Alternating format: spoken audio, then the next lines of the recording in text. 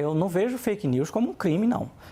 Fake news é Veja bem, mentir não é crime. Agora, ofender a honra de alguém, isso pode ser considerado crime. Agora, a censura é quando se estabelece antes, quando a pessoa ainda não, quando se proíbe a pessoa de falar, como Monark, como Felipe Martins, como Alan dos Santos.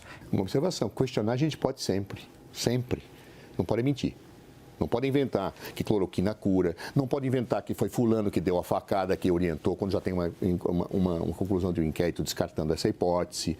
Isto é que é feito por quem produz fake news. E não é criticar, não é a postura socrática da crítica, da reflexão. Não, é a perspectiva da mentira, do mentir, do atingir o outro, do atingir o Estado democrático de direito, de dizer A, B, C ou D, para solapar a estrutura da democracia e da institucionalidade consagrada pela Constituição de 88. Isso não pode ser feito. Nenhuma democracia pode tolerar isto. Isto que é inaceitável. E foi isso que o TSE combateu. Agora, tem base para impeachment? Nenhuma. Nenhuma. A lei de impeachment não permite que, em casos dessa natureza, exista a abertura. Não há base, não há justa causa para a abertura de impeachment nessa situação. Então, portanto, não será o primeiro pedido que foi apresentado já contra Alexandre de Moraes, né? Já deve ter uma pilha que os bolsonaristas já apresentaram. Então, não é novidade, isso é uma estratégia. Quando alguém é culpado, ou ele prova a sua inocência, ou acusa quem o condenou. Como eu não tenho como provar a inocência de Jair Bolsonaro, tenta-se acusar o julgador. Técnica antiga. Há uma diferença entre censura e produzir fake news. E a diferença é jurídica e democrática. Censura é eu proibir uma ideia. Proibir fake news é impedir a afirmação de algo que é inverdadeiro e não democrático. Por exemplo, eu posso impedir um debate sobre se Bolsonaro tomou a facada ou não? Não posso. Mas dizer que foi fulano, beltrano, ciclano que orientou a facada... aí não. Eu tenho que ter prova ou um mínimo de credibilidade. Mas se a investigação foi encerrada pela Polícia Federal e diz que não é fulano, ciclano e beltrano, isso é forma de atingir a honra. Isso é ultrapassar o direito de expressão e de liberdade das pessoas se manifestarem. Então, portanto, aqui é fake news. Isso eu não posso admitir na democracia. Muito diferente uma coisa da outra. A dimensão do caso tem uma proporção que, olha, a gente não vê há muito tempo. Tem gente comparando com o Vaza Jato, que também foi feito pelo Glenn Greenwald, e ele tanto participou do Vaza Jato como o que está sendo chamado de Vaza Toga, né? Mas o que acontece, existe uma diferença fundamental, e a diferença é os vazamentos do Vaza Jato foram ilegais. Então, foi um hacker que entrou num celular e colocou e disponibilizou, não é, através do site Intercept. Agora, o vazamento não foi ilegal. O que aconteceu foi uma das pessoas que estava com o celular, com aquelas conversas, disponibilizou, o que é de evidente interesse público. Não me pareceu, sinceramente, nenhuma situação capaz de trazer ilegalidade ou qualquer configuração de abuso de poder. Eu posso, às vezes, até questionar a estrutura com que investigações acontecem no Brasil, uma vez que nós adotamos um sistema em que o inquérito é comandado por um juiz, até para que exista uma certa situação de garantia de vitaliciedade naquele que promove a investigação. Eu posso ter N situações críticas em relação a este modelo. Agora, no comportamento do ministro Alexandre de Moraes, não me parece que exista. E a explicação dele é bem razoável. Veja, ele preside um inquérito no Supremo Tribunal Federal, um inquérito cuja legalidade já foi atestada pelo plenário. Este inquérito, ele exige informações. Todos sabiam que, infelizmente, o governo Bolsonaro tentava pressionar e articular a Polícia Federal para que não prosseguissem em investigações. Houve até uma situação anterior em que ele tentava nomear um amigo, o senhor Ramagem, segundo o ministro Sérgio Moro, então ministro da Justiça, para, quando ele pede demissão, ele declara isso para impedir que a Polícia Federal fizesse certas investigações.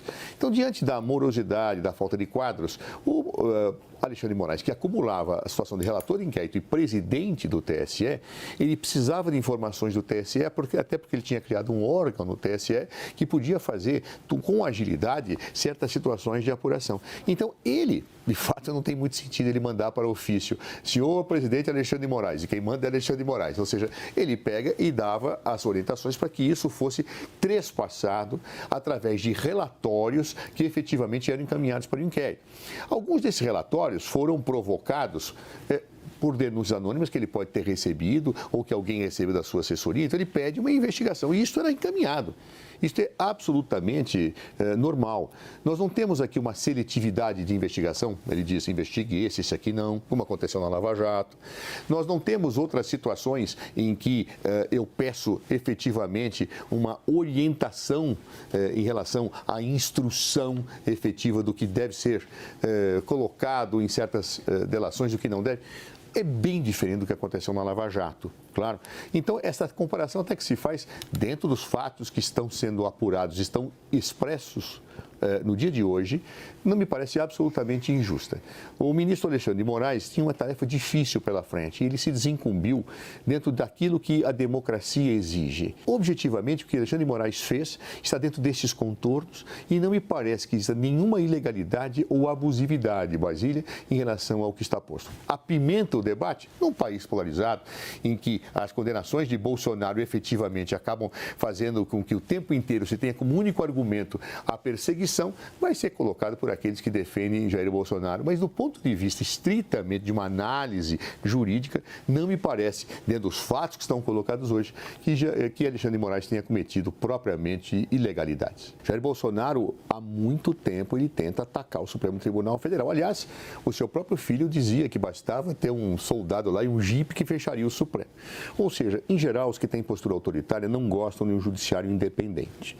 Então, portanto, eu acho que ele alimenta esse debate, alimenta essa perspectiva retórica de que Bolsonaro é um perseguido, de que ele não fez nada, então quando ele vai vender joias ele é um inocente, quando ele convoca os ministros para dar um golpe ele é inocente, ou seja, é todo um conjunto de situações que evidentemente reforça uma retórica que é de difícil sustentação na realidade. Mas vai aqui a minha fraterna discordância com o Josias. O fato de ter sido um hacker que pegou a Lava Jato não tira, em hipótese nenhuma, o fato e a sua relevância. Dizer que os fatos da Lava Jato são menos importantes que ele, até agora, por favor, eu não posso dizer isso. São gravíssimas situações que ocorreram na Lava Jato, de condução de testemunhas, esse não investiga, aquele investiga, é bem diferente. Então não há nada inédito nisto, porque o ineditismo seria se a Lava Jato tivesse uma dimensão pueril. E, aliás, vamos ser sinceros, até mesmo os membros da Lava Jato dizem que não sabiam se era verdadeiro, na verdade, é evidente que aquilo estava dado, foi utilizado como defesa de alguns réus, reconhecido pelo judiciário, não pôde ter servido porque a origem era ilegal, como prova de condenação. Mas de defesa pode ser utilizado e pode ser utilizado a qualquer momento, porque assim entende a nossa jurisprudência. O que é fruto de prova ilegal não pode ser utilizado para condenar ninguém, mas defender pode. Ou seja, um chefe pedir para alguém melhorar um relatório é absolutamente normal e absolutamente da vida. Isso acontece em qualquer lugar, inclusive nos inquéritos policiais. Vamos lembrar, naquele caso, Alexandre de Moraes era o presidente do inquérito. Ele está falando da forma que um delegado fala com um escrivão, fala com um investigador. E estamos pegando conversa de duas pessoas, uma tentando falar, melhor aqui, vê lá, faz isso. Olha, o chefe está querendo ver essa investigação desta revista, que aliás todos nós conhecem, né? Veja lá, rapaz, olha lá. Ora, duas conversas privadas, entre pessoas privadas, não há nenhuma situação ofensiva ao princípio da impessoalidade. Agora, óbvio que quem defende Jair Bolsonaro vai pegar qualquer vírgula para tentar dizer que o Jair Bolsonaro foi um prejudicado, que a democracia não foi abalada, que as pessoas que tentaram no dia 8 ir lá se manifestar eram pessoas respeitosas, que apenas fizeram uma invasãozinha nos poderes. Natural. Isso é da retórica política. Então, para isso serve. Isso vai servir para alimentar a retórica política, pelo menos diante dos fatos que nós conhecemos hoje. O que está se configurando não é polarização, é opressão, é censura, é prisões ilegais, né? Então, o que a gente está vendo é muito grave. O que a gente está vendo não tem precedente na história brasileira. Isso tudo é a materialização da opressão do Estado. O Estado está se protegendo contra as pessoas. Não tem nada a ver uma coisa com outra também, minha posição bem respeitosa ao Josias. nem em condições normais, nem anormais, eu posso dizer que as situações pelas quais Jair Bolsonaro foi condenado têm a ver com os fatos divulgados hoje. Absolutamente nada. Ele foi condenado não é por atacar o TSE, é por abuso do poder político. E por que ele abusou do poder político? Ele chamou embaixadores do país para atingir o sistema eleitoral e falar mal do seu candidato, do candidato que ele fazia com que ele disputava. Essa é a razão da condenação. O que tem a ver com os fatos de hoje? Absolutamente nada. Ele abusou do poder econômico para deslegitimar um processo eleitoral que nem tinha acontecido e para atingir seu adversário. Absolutamente nada, nada. Ou seja, outra condenação dele também não tem nada a ver com os fatos de hoje. Então, sinceramente, querer misturar essas coisas, eu acho que é uma estratégia política daqueles que querem salvar Bolsonaro a qualquer preço. Juridicamente, politicamente, democraticamente, não tem nada a ver uma coisa com outra.